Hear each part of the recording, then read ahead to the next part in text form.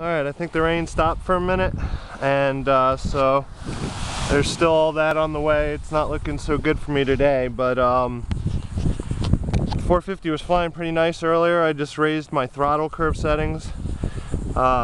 See how it handles now. It's feeling pretty good before.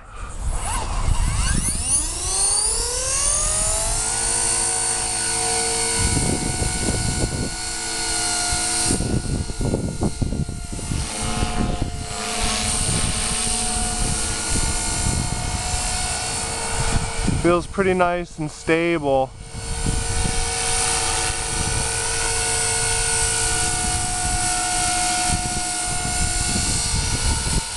If anything, it's me that feels shaky.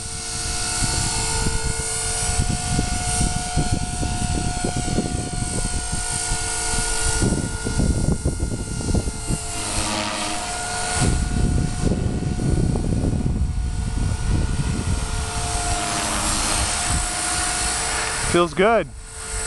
Best this helicopter's felt in a long while. I think the timing is being on 0, and I had issues setting my throttle limits with the hobby wing. I think that was part of the problem. So I'll go over a review of that later, but right now I'm running a swash mix of 70, 70, 70. And I feel like I could even go to 80, 80, 80, which is the recommended by Wow Hobbies for the stock servos. I found these to be a little faster, so 70, 70, 70 is probably better.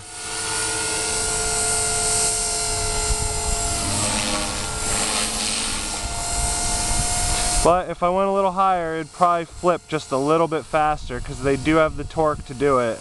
I am using fiberglass, which is, from what I understand, a little more flexible than the carbon fiber too, so I'll have better response on my pitch and flips and things with the better blades, but so far I can't tell you how psyched I am that this is flying this well. I just hope the rest of the flight goes this well and we'll be good.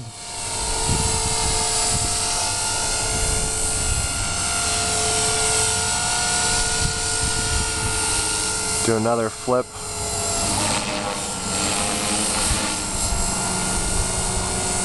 Feels good.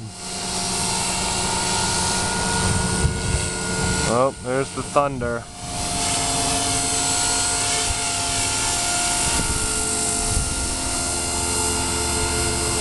It's getting very hot because it just rained. And the sun came out, so the humidity is way up there.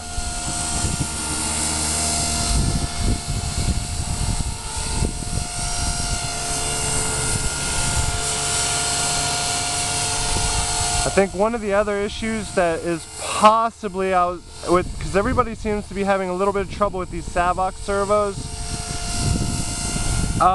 One of the things I noticed when I installed them is that the pins, when you insert the receiver pins into the plugs on the ends of the servo wires, they seem really rigid. And what I mean by that is you have to really press to get the, because the female side is on the servo and the male side is inside the receiver. You really have to press to get that female side to open up enough to get the pin to go in. So once the pin is in there, I have a feeling that it might stretch it a little bit, because once they were fully seated on there, I noticed they wobbled around a little bit. Now, I don't know, I'm just speculating, but I have a suspicion that that could have been a part of my problem with losing control and flipping and doing weird things.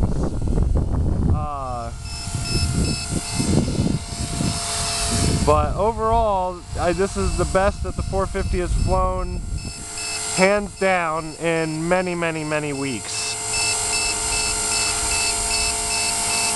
If it stays like this, it's actually a pretty nice heli. I do think I need to turn my timing up on the speed controller from 0 though, because or I can adjust it in my pitch curve more, but in normal flight I just don't have enough head speed at 50%. 50%, it should, I don't know.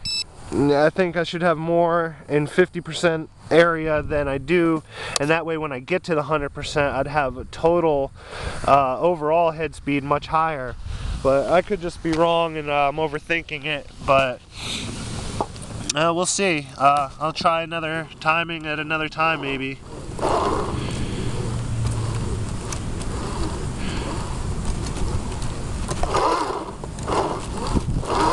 I'm just noticing that the main gear assembly feels a little tight. I know from my last crash I did put some damage on the main drive bearing here in the main shaft. They're pretty crappy bearings in there from Wakira. First crash you get, it's gonna feel all gritty on that top one, and it can cause a little bit of drag in here. It's not bad yet, but I just go ahead and order replacement bearings the same size, you know, through my preferred, whoever has them available, and they actually are better because they're ABEC 3 bearings, or you know, they just tend to last a little bit longer and through maybe 1 or 2 crashes. But for right now, man, I gotta say, even with all the damage that is actually on the heli right now, even though it's flying, the frame is crooked. I mean, I gotta rebuild the whole thing, but if it stays flying like this, it's worth doing. If not, I was gonna tear the receiver off and throw the thing away, sell it, whatever. But I'm just glad that I got it working now, so that it might be a viable 450 again. We'll see.